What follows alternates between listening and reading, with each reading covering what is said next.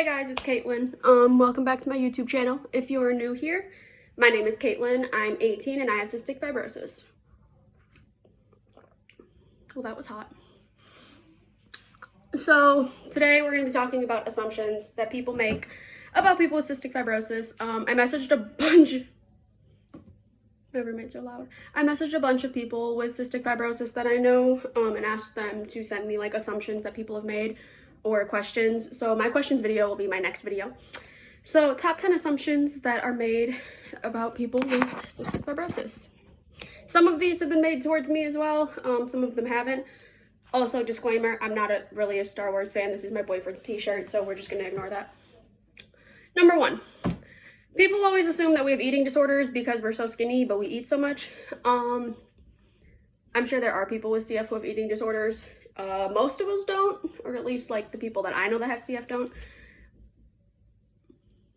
Somebody just knocked on our door. Anyways, yeah, most people don't that have CF. None of my friends that have CF have eating disorders. I don't have an eating disorder. We just eat a lot and can't gain weight. We have a problem where like our food doesn't digest correctly. So we have to take enzymes in order for our food to digest. And so we don't get all of the nutrients that we're supposed to get. As you can see, I'm fairly skinny. I'm 116 pounds and I'm 5'2". So, I mean, that's not like the worst, but I used to weigh 127 pounds. We lose weight really easy. We don't gain weight very easy. So now I'm 116. But yeah, everybody for some reason assumes that we have eating disorders just because like we're skinny, but we eat a lot. It's just what we do. We're supposed to eat more than a normal person on a daily basis. I just spilled tea on my floor.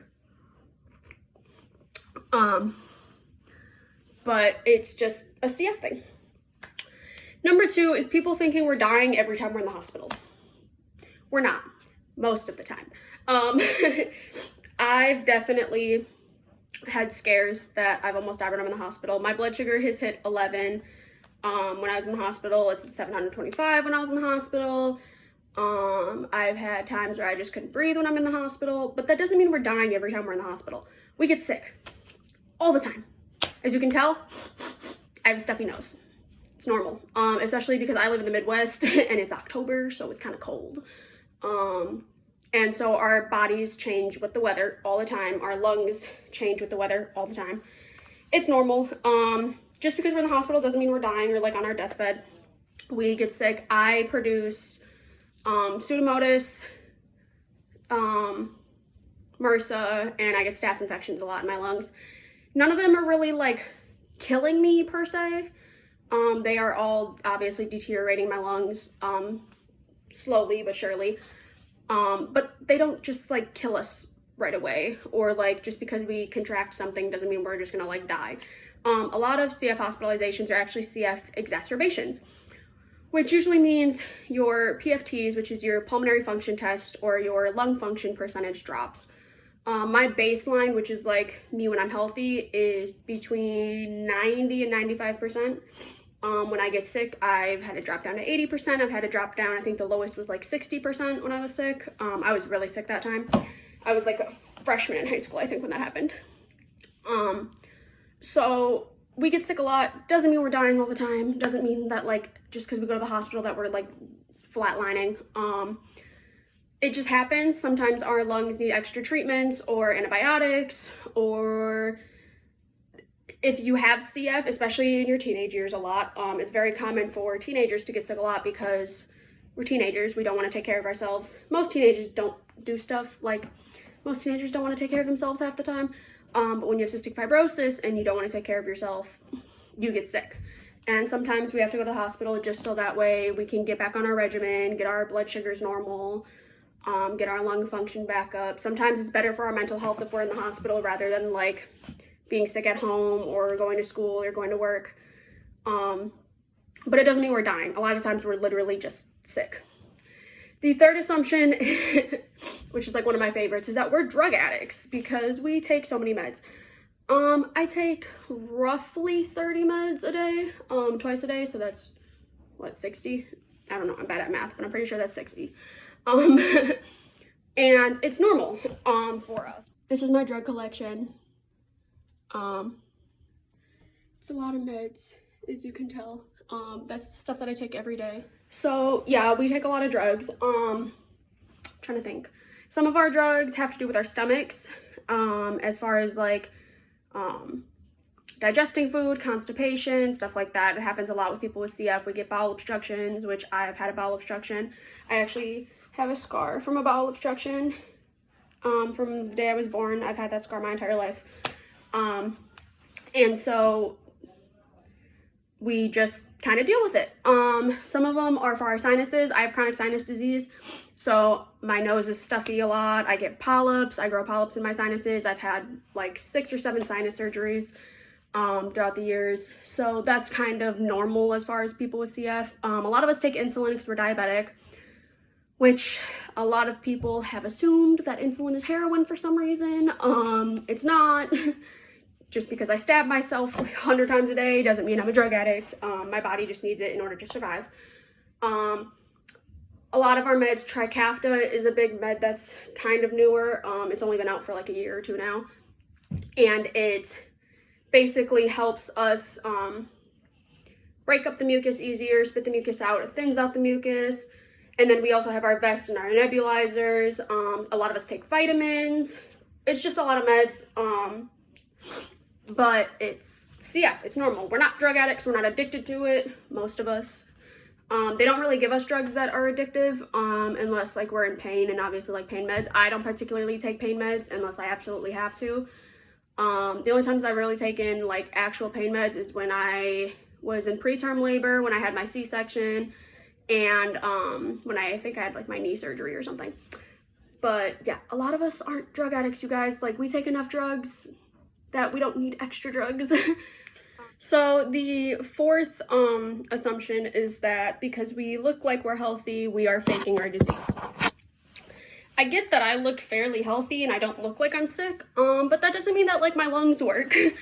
A lot of people assume that we, as CF patients, talk about our CF or explain our CF or are very outspoken about our CF because we want attention or we want validation or a bunch of stuff. That's not really what it is. When you live with a chronic illness that a lot of people don't know about, you would rather teach people and talk to people about it and explain it rather than people going, oh, well, then you must have this, you know, assuming stuff. So we are outspoken about it.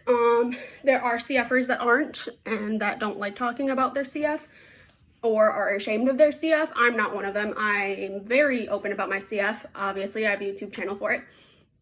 And that doesn't mean that people are looking for attention. That doesn't mean that people are looking for validation. A lot of times we just have a disease that doesn't get talked about a lot. And a lot of people don't know what it is. So a lot of us like to educate people, talk about it, make sure people are aware, especially our family, our friends, people we're close to, because CF is a complicated illness and there are no case that is alike. So when people go, oh, well, I know this person with CF, so you must have this, this, and this, that's not always the case. A lot of our CF symptoms, our illnesses, our bacteria is completely different from each other.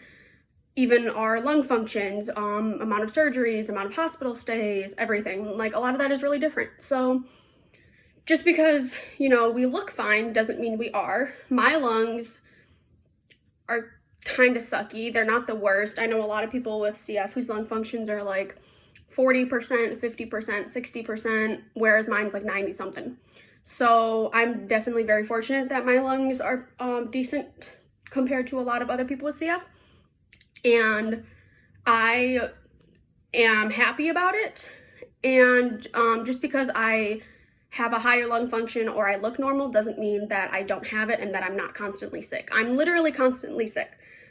We just kind of deal with it a different way. So a lot of people, when they're sick, you know, it's noticeable because people are coughing, people have stuffy noses, people, you know, they're like miserable, they don't look good, they're very pale or they're green or, you know, all of that. And people with CF, because we're constantly sick and we constantly can't breathe, you can't really tell that we're sick because that's our life. That's our normal. We're used to feeling like this. We're used to having days where we're in pain, or days where we can't breathe, or days where our nose is stuffed up, or days where we just struggle physically and mentally. But that doesn't mean that we're not sick just because, you know, we handle it differently and we're so used to it that it's just normal to us.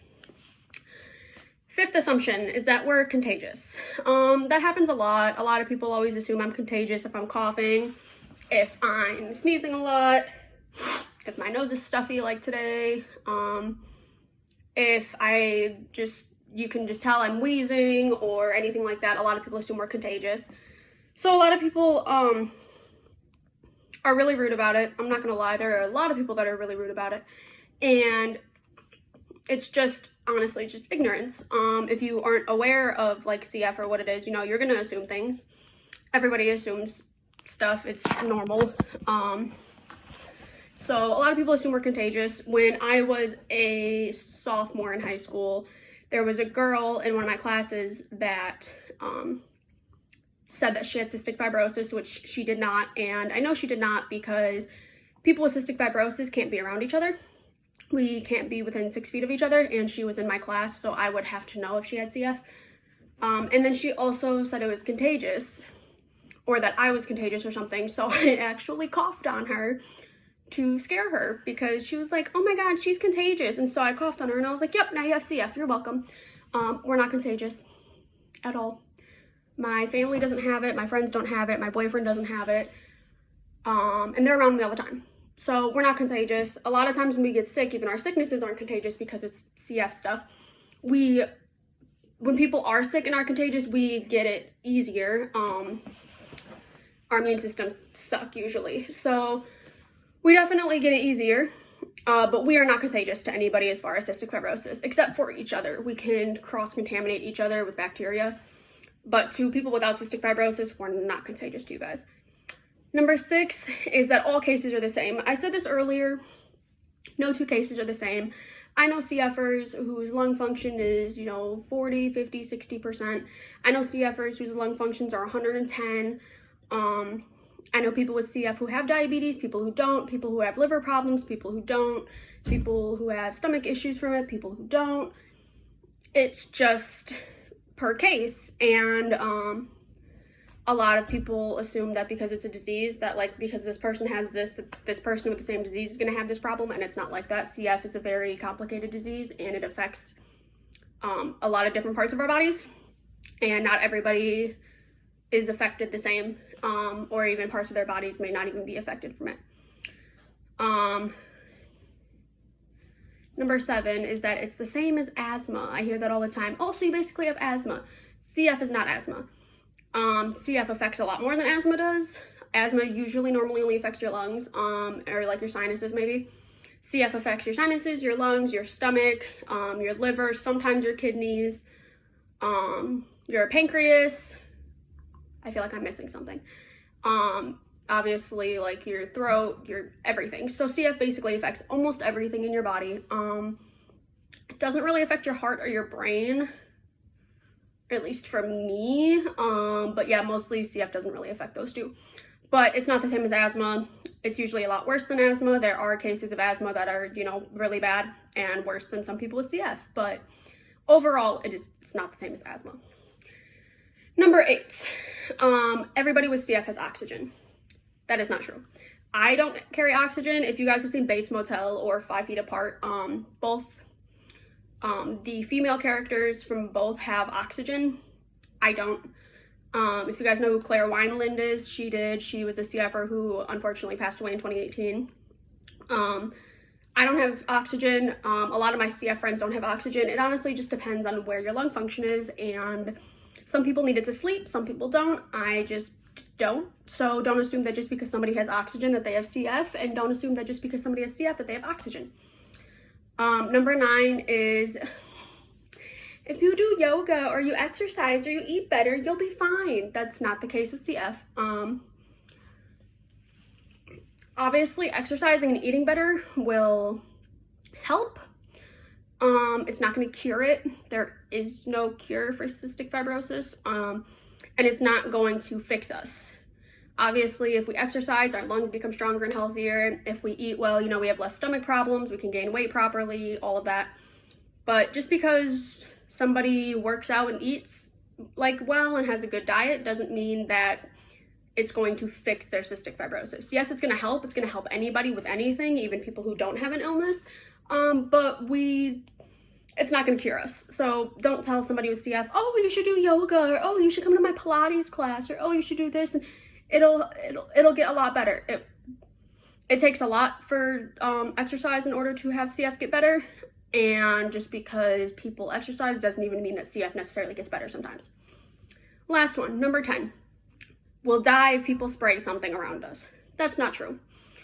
If you spray perfume around me, I'm probably going to have a coughing spasm and maybe a breathing attack, depending on how strong it is and how close I am.